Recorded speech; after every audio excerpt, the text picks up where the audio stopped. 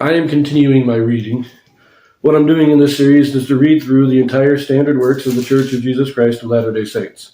This consists of the Bible, the Book of Mormon, the Doctrine and Covenants, and the Pearl of Great Price. I am reading in a chronological order of events, not according to publication or volume, so I will be skipping around a bit as I move along.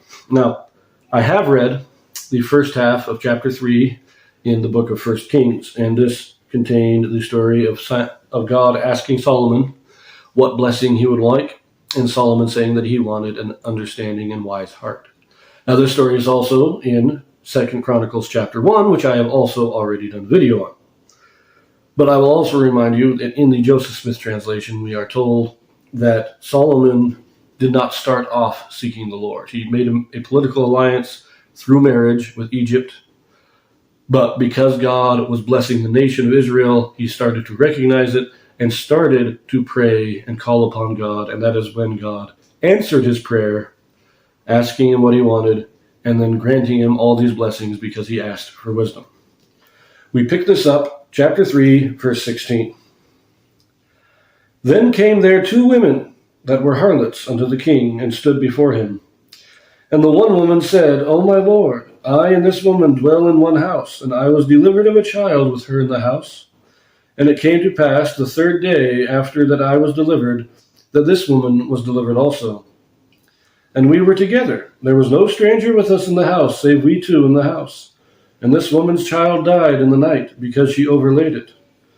And she arose at midnight, and took my son from beside me, while thine handmaid slept, and laid it in her bosom, and laid her dead child in my bosom. And when I rose in the morning to give my child suck, behold, it was dead. But when I had considered it in the morning, behold, it was not my son, which I did bear. And the other woman said, Nay, but the living is my son, and the dead is thy son. And this said, No, but the dead is thy son, and the living is my son. Thus they spake before the king. Okay, so a couple of things. First, the term harlot here is not talking about prostitutes.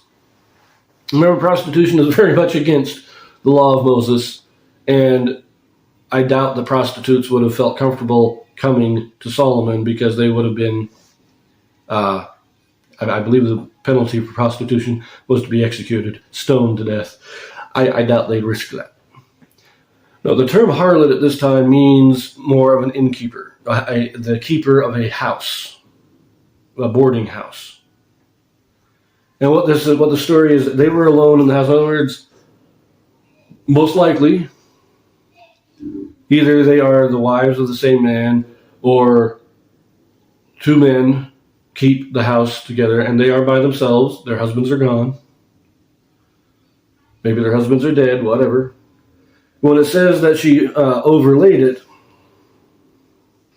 means that they were sleeping, the child next to the mother, and the mother rolled over and smothered the child in her sleep. She rolled over on top of the child and smothered it in it. Tragic accident. Horrible thing to have happened. But that's what it is. But she then she then makes the swap. And now we go to Solomon here. Verse 23. Then said the king, the one saith, This is my son that liveth, and thy son is dead. And the other saith, Nay, but thy son is dead, and my son is the living. And the king said, Bring me a sword. And they brought a sword before the king. And the king said, Divide the living child in 2, and give half to the one and half to the other. Then spake the woman whose the living child was unto the king, for her bowels yearned upon her son. And she said, O my lord, give her the living child, and in no wise slay it. But the other said, Let it be neither mine nor thine, but divide it. Then the king answered and said, Give her the living child, and in no wise slay it. She is the mother thereof. And all Israel heard the judgment which the king had judged, and they feared the king, for they saw that the wisdom of God was in him to do judgment. Okay, that's the end of the story. That's the end of the chapter. Let us consider just a couple of things here. It has been pointed out that it doesn't really matter which one actually was the biological mother. The one that was willing to give it up in order to preserve its life, showed that she would be the best for raising the child. Most likely it was the biological mother, but it doesn't really matter. She was the one that had the most love for the child. She was the one that was willing to give up her own right in order to save the child's life. That is what made her worthy to be called the mother, even if she wasn't technically the biological mother. But how did Solomon know that this judgment would work?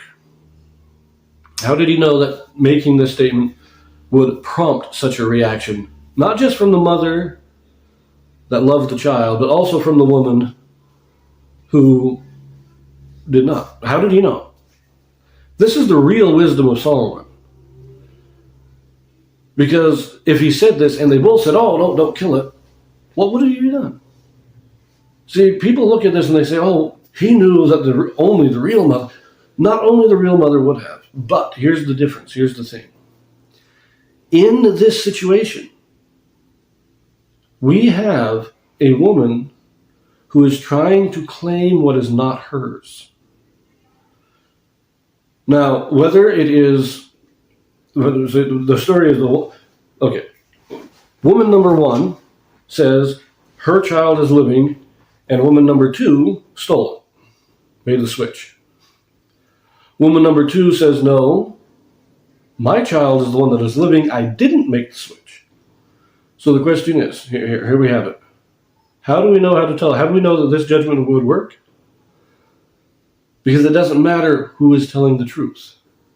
One of them prefers to have, one of them is selfish enough that she would rather take what is not hers, which means that she is selfish enough that she will not want it returned to the original owner. And if she can prevent that, if she can prevent the other person from getting it, then she will. And that is it wasn't the true mother's reaction that Solomon was looking for. He was looking for the woman who was willing to let the child die in order to take what was not hers. See, the common reaction for most people would be, don't kill the child. But Solomon was looking for the one who would prefer to kill the child rather than let somebody else have it. That is the true wisdom of Solomon. It's not the reaction of the good mother. It is knowing that the other woman would react the way she did. Because as I say, discerning that a mother is going to love her child is not wisdom. But discerning that another woman hates enough or is selfish enough, that takes true discernment. I'm going to leave that here. I have a few more thoughts, but I'll probably make a separate video that's not part of this series. So I will see you later.